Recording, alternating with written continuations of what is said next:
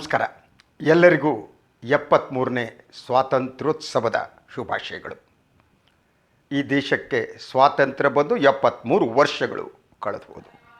ಹಾಗೆಯೇ ದೇಶದ ವಿಭಜನೆ ಆಗಿ ಕೂಡ ನಾವು ಆಗಸ್ಟ್ 15ರಂದು ಸ್ವಾತಂತ್ರ್ಯೋತ್ಸವವನ್ನು ಆಚರಣೆ ಮಾಡಿದರೆ ಪಾಕಿಸ್ತಾನ ಆಗಸ್ಟ್ 14ರಂದು ಸ್ವಾತಂತ್ರ್ಯೋತ್ಸವವನ್ನು ಆಚರಣೆ ಮಾಡುತ್ತೆ. ಸೊ ನಿನ್ನೆ ಪಾಕಿಸ್ತಾನ ತನ್ನ ಸ್ವಾತಂತ್ರ್ಯೋತ್ಸವವನ್ನು ಆಚರಣೆ ಮಾಡಿತು. ಆ ಸಂದರ್ಭದಲ್ಲಿ ಪಾಕಿಸ್ತಾನದ ಪ್ರಧಾನಿ ಇಮ್ರಾನ್ ಖಾನ್ ಪ್ರಥಮ ಬಾರಿಗೆ ಪಾಕ್ ಆಕ್ರಮಿತ ಕಾಶ್ಮೀರಕ್ಕೆ ಮುಜಫರಾಬಾದ್ಗೆ ಬಂದು ಅಲ್ಲಿ ಅಸೆಂಬ್ಲಿಯನ್ನು ಉದ್ದೇಶಿಸಿ ಭಾಷಣ ಮಾಡಿದರು. ಹಾಗೆಯೇ ಇವತ್ತು ನಮ್ಮ ಪ್ರಧಾನಿ ನರೇಂದ್ರ ಮೋದಿ ಅವರು ಭಾಷಣ ಮಾಡಿದರು. ನಿನ್ನೆ ಅವರು ಮಾಡಿದ ಭಾಷಣ ನಾನು ಮೊದಲು ವಿಶ್ಲೇಷಣೆ ಮಾಡ್ತೀನಿ. ಅದು ಇಮ್ರಾನ್ ಖಾನ್ ಮಾಡಿದ ಭಾಷಣ. ಸುಮಾರು 37 ನಿಮಿಷಗಳ ಕಾಲ ಮಾತನಾಡಿದ ಇಮ್ರಾನ್ ಖಾನ್ ತಮ್ಮ ಇಡೀ ಭಾಷಣದ ಬಹುತೇಕ ಸಮಯವನ್ನು ಅವರು ಕಾಶ್ಮೀರ ವಿಚಾರದಲ್ಲಿ ಅವರು ಕೇಂದ್ರೀಕರಿಸಿದ್ರು. ಅದು ಬಿಟ್ಟರೆ ಅವರು ನರೇಂದ್ರ ಮೋದಿ ಅವರನ್ನು ಅಟ್ಯಾಕ್ ಮಾಡಿದ್ರು. ಹಾಗೆಯೇ ಇನ್ನೂ ಕೆಲವು ಅಮಿತ್ ಶಾ ಅವರನ್ನು ಇಂಡೈರೆಕ್ಟ್ಲಿ ಅವರು ಮಾಡಿದ್ರು. ಯೋಗಿ ಆದಿತ್ಯನಾಥ್ ಅವ್ರನ್ನ ಮಾತಾಡಿದ್ರು. ಭಾರತೀಯರ ಮುಸ್ಲಿಮರ ಬಗ್ಗೆ ಮಾತನಾಡಿದ್ರು. ನಾನು ಒಂದು ವಿಚಾರವನ್ನು ಸ್ಪಷ್ಟಪಡಿಸಬೇಕಾಗಿದೆ. ನರೇಂದ್ರ ಮೋದಿ ಅವರ ಬಗ್ಗೆ, ಬಿ ಜೆ ಪಿ ಬಗ್ಗೆ, RSS ಬಗ್ಗೆ ನಮ್ಮ ದೇಶದ ಜನರಿಗೆ ತಕರಾರಿದೆ. ಕೆಲವರಿಗೆ ಇಲ್ಲ. ಸೊ ನಮಗಿರುವ ತಕರಾರುಗಳನ್ನು ನಾವು ಇಲ್ಲಿ ಬಗೆಹರಿಸ್ಕೋತೀವಿ. RSS ಬಗ್ಗೆ ನಮಗೆ ತಕರಾರಿದ್ದರೆ ನಾವು ಇಲ್ಲಿ RSSನ ಆ ತಕರಾರನ್ನು ಬಗೆಹರಿಸ್ಕೋತೀವಿ. ನರೇಂದ್ರ ಮೋದಿ ಅವರ ಕಾರ್ಯವಿಧಾನ, ಅವರ ಎಜೆಂಡಾಗಳು, ಗುಪ್ತ ಎಜೆಂಡಾಗಳು ಏನೇ ಇರಲಿ ಅದನ್ನು ಟ್ಯಾಕಲ್ ಮಾಡಬೇಕಾದರೂ ಭಾರತೀಯರಾದ ನಾವೇ ಹೊರತು ನಮಗೆ ಇಮ್ರಾನ್ ಖಾನ್ನಿಂದ ಒಂದು ಉಪದೇಶ ಬೇಕಾಗಿಲ್ಲ. ನಿನ್ನೆ ಇಮ್ರಾನ್ ಖಾನ್ ಮಾಡಿದ್ದಷ್ಟೇ. ಅವರು ಸಂಪೂರ್ಣವಾಗಿ ಮೋದಿ ಮತ್ತು RSS ಏನಿದೆ ಇಬ್ಬರನ್ನು ಅಟ್ಯಾಕ್ ಮಾಡಿದ್ರು. RSS ಅನ್ನುವ ಸಂಘಟನೆಯನ್ನು ಅಟ್ಯಾಕ್ ಮಾಡಿದ್ರು, ಮೋದಿ ಅವರನ್ನ ಅಟ್ಯಾಕ್ ಮಾಡಿದ್ರು. ಮೋದಿ ಮತ್ತು RSS ತಪ್ಪಿಗೆ ಭಾರತೀಯರು ಬೆಲೆ ತೆರಬೇಕಾಗತ್ತೆ ಅಂದರು. ಅವರ ಮಾತಿನಲ್ಲಿ ಒಂದು ರೀತಿಯ ಹತಾಶೆ ಇತ್ತು. ಆದರೆ ನನಗೆ ಶಾಕಿಂಗ್ ಆಗಿರೋದು, ನಮಗೆ ಉಪದೇಶ ಮಾಡೋದಕ್ಕೆ ನೀವು ಯಾರು? ನಾವು ಭಾರತೀಯರು ನಿಮಗೆ ಉಪದೇಶ ಮಾಡೋದಿದ್ದರೆ ಒಂದೇ ನೀವು ಈ ಉಗ್ರಗಾಮಿ ಚಟುವಟಿಕೆ ಮಾಡಬೇಡಿ, ನಮ್ಮ ಆಂತರಿಕ ವಿಚಾರದಲ್ಲಿ ಹಸ್ತಕ್ಷೇಪ ಮಾಡಬೇಡಿ ಅಂತ ನಾವು ಅಂತೀವಿ. ಸೊ ನೀವು ಇಮ್ರಾನ್ ಖಾನ್ ಅವರ ಭಾಷಣವನ್ನು ನೋಡ್ತಾ ಬನ್ನಿ.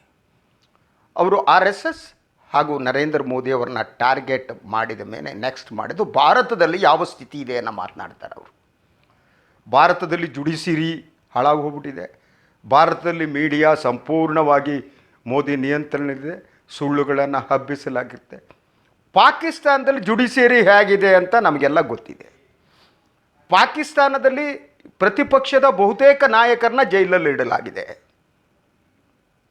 ಸೊ ಪತ್ರಕರ್ತರನ್ನ ಜೈಲಿನಲ್ಲಿ ಇಡಲಾಗಿದೆ. ನಜಮ್ ಸೇಠಿ ಅಂತ ಇಂಟರ್ನ್ಯಾಷನಲ್ ಲೆವೆಲ್ ಪತ್ರಕರ್ತರು, ಅವರನ್ನು ಜೈಲಲ್ಲಿ ಇಡಲಾಗಿದೆ. ಹಾಗೆಯೇ ಪೀಪಲ್ಸ್ ಪಾರ್ಟಿ, ಪಾಕಿಸ್ತಾನ್ ಪೀಪಲ್ ಪಾರ್ಟಿಯ ಜರ್ದಾರಿ ಅವರನ್ನು ಇಡಲಾಗಿದೆ.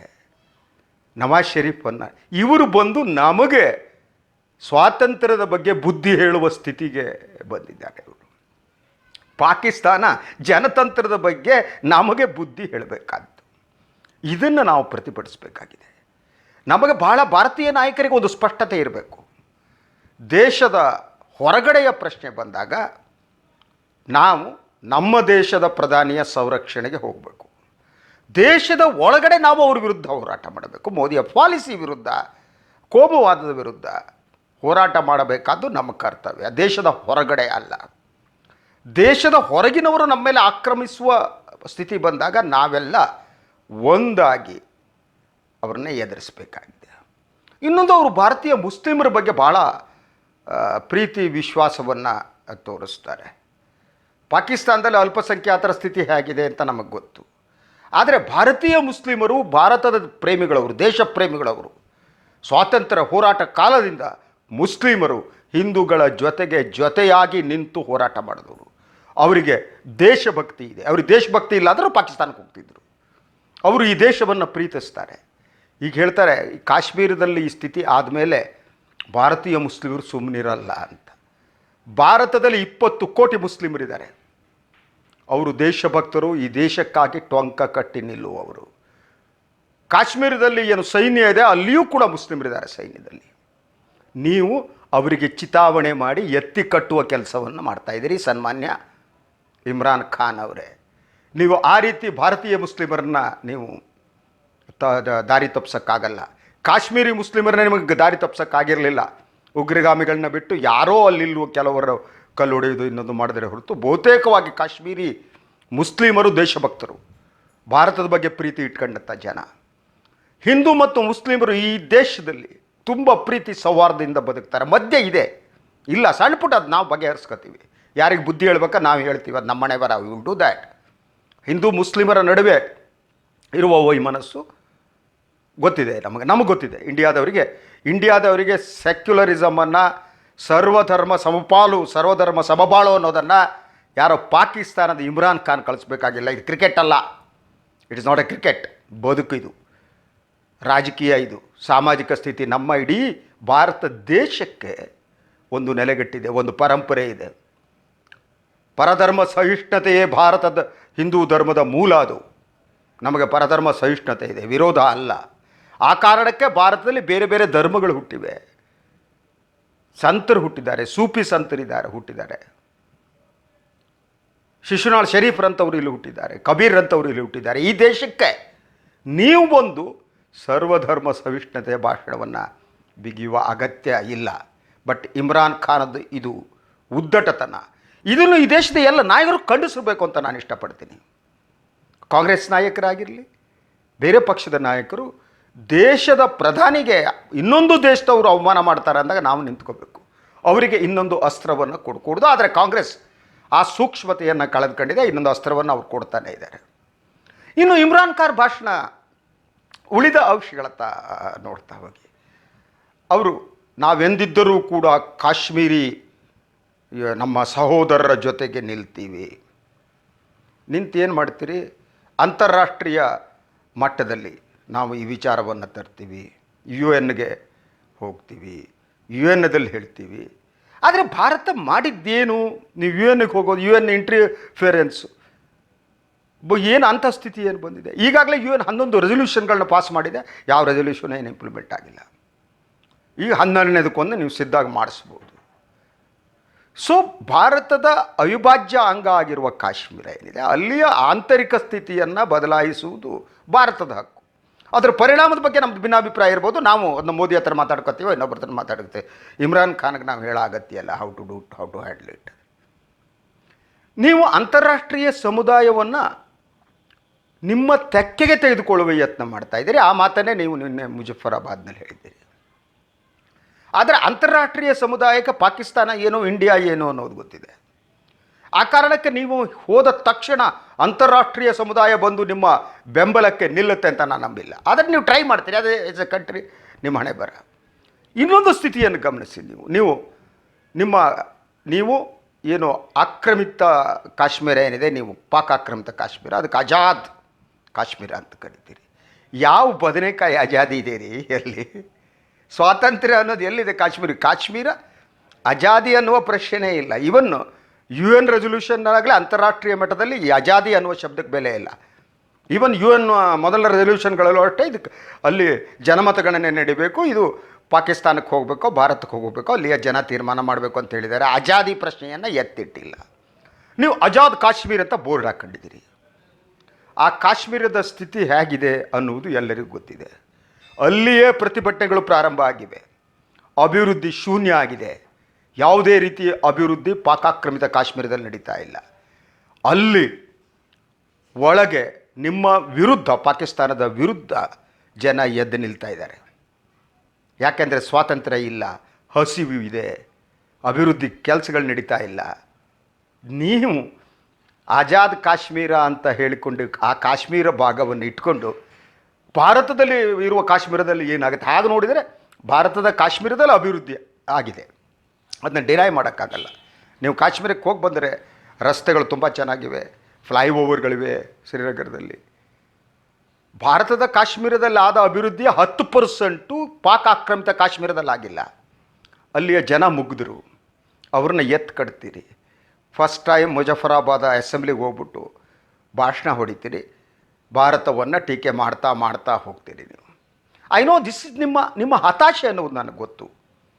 ಪಾಕಿಸ್ತಾನ ಒಂದು ಹತಾಶೆಯ ಸ್ಥಿತಿಯಲ್ಲಿದೆ. ಸೊ ಆ ಕಾರಣಕ್ಕೆ ಅಂತಾರಾಷ್ಟ್ರೀಯ ಜನ ಸಮುದಾಯದ ಲಕ್ಷ್ಯವನ್ನು ನಿಮ್ಮ ಹತ್ರ ಸೆಳೆದುಕೊಳ್ಳುವುದಕ್ಕೆ ಬೇರೆ ಬೇರೆ ಮಾತಾಡ್ತೀರಿ ನೀವು. ಎರಡನೇ ಜಾಗತಿಕ ಯುದ್ಧಕ್ಕೆ ಹೋಲಿಸ್ತೀರಿ. ಈಗ ನಮ್ಮ ನಡುವೆ ಆಗ್ಬಿಟ್ರೆ ಎರಡನೇ ಜಾಗತಿಕ ಯುದ್ಧ ಆಗೋಗ್ಬಿಡುತ್ತೆ ಅಂತ. ನಿಮಗೆ ಯುದ್ಧ ಮಾಡುವ ಶಕ್ತಿ ಇಲ್ಲ. ಇಮ್ರಾನ್ ಖಾನ್ ಮೊದಲು ಮಾಡಬೇಕಾದ್ದು, ಮೊದಲು ನಿಮ್ಮ ದೇಶದ ಒಳಗಡೆ ಇರುವಂಥ ಎಲ್ಲ ಉಗ್ರಗಾಮಿ ಸಂಘಟನೆಗಳನ್ನು ಮುಗಿಸಿ ನೀವು ಅಭಿವೃದ್ಧಿ ಆದರೆ ಭಾರತೀಯರಾದ ನಾವು ಸಂತೋಷ ಪಡ್ತೀವಿ. ಯಾಕಂದರೆ ಪಾಕಿಸ್ತಾನದ ಸಾಮಾನ್ಯ ಜನ ಉಗ್ರಗಾಮಿಗಳಲ್ಲ. ಪಾಕಿಸ್ತಾನದ ಸಾಮಾನ್ಯ ಜನ ನಿಮ್ಮಂತೆ ರಾಜಕಾರಣಿಗಳಲ್ಲ. ಭಾರತದ ಜನ ಸಮುದಾಯ ಹೇಗಿದೆಯೋ ಪಾಕಿಸ್ತಾನ ಜನ ಸಮುದಾಯ ಕೂಡ ಹಾಗೇ ಇದೆ. ನಮ್ಮ ಉತ್ತರ ಭಾರತ ಯಾವುದೋ ಒಂದು ರಾಜ್ಯ ಉತ್ತರ ಪ್ರದೇಶ ಇದ್ದಾಗೆ ಇದೆ. ಅಲ್ಲಿ ಜನರಲ್ಲಿ ಹಸಿವಿದೆ. ಆ ಬಗ್ಗೆ ನೀವು ಮಾತನಾಡದೆ ಕೇವಲ ಭಾವನಾತ್ಮಕ ವಿಚಾರಗಳನ್ನು ಇಟ್ಕೊಂಡು Imran Khan you are attacking in India. That shows your frustration. ನಿಮ್ಮ ಹತಾಶೆ ತೋರಿಸ್ತಾ ಇದೆ. ನೀವು ನಿನ್ನೆ ಇಡೀ ಒಂದು 37 ನಿಮಿಷಗಳ ಕಾಲ ಮಾಡಿದ ಭಾಷಣವನ್ನು ನಾನು ಸಂಪೂರ್ಣವಾಗಿ ನೋಡಿದೆ. ಒಂದು, ಅದರಲ್ಲಿ ಯಾವುದೂ ಸತ್ಯ ಇಲ್ಲ. ಎರಡು, ನೀವು ಏನೇನು ಮಾಡಿಲ್ವೋ, ನಿಮ್ಮ ದೇಶದಲ್ಲಿ ಏನೇನು ಆಗಿದೆಯೋ ಅದೆಲ್ಲ ಭಾರತದಲ್ಲಿ ಆಗಿದೆ ಅನ್ನೋ ರೀತಿ ಮಾತನಾಡ್ತೀರಿ.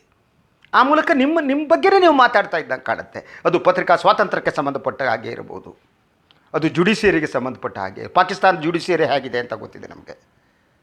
ಸಂಪೂರ್ಣ ಮಿಲಿಟರಿ ಹಿಡಿತದಲ್ಲಿದೆ ಅಂತ ಪಾಕಿಸ್ತಾನದ ಇನ್ಕ್ಲೂಡಿಂಗ್ ನಜಮ್ ಸೇಠಿಯಿಂದ ಹಲವಾರು ಪತ್ರಕರ್ತರು ಹೇಳಿದ್ದಾರೆ.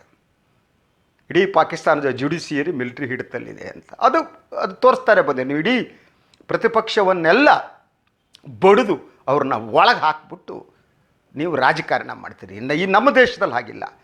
ನಮ್ಮ ದೇಶದಲ್ಲಿ ಏನು ಬೇಕಾದರೂ ಮಾತನಾಡ್ಬೋದು. ಮಣಿಶಂಕರ್ ಅಯ್ಯರ್ ಮಾತನಾಡಿದ್ದಾರೆ, ಪ್ರತಿಪಕ್ಷದವರು ಯಾರ್ಯಾರೋ ಮಾತನಾಡ್ತಿರ್ತಾರೆ. ಪಿ ಚಿದಂಬರಂ ಮಾತನಾಡಿದ್ದಾರೆ.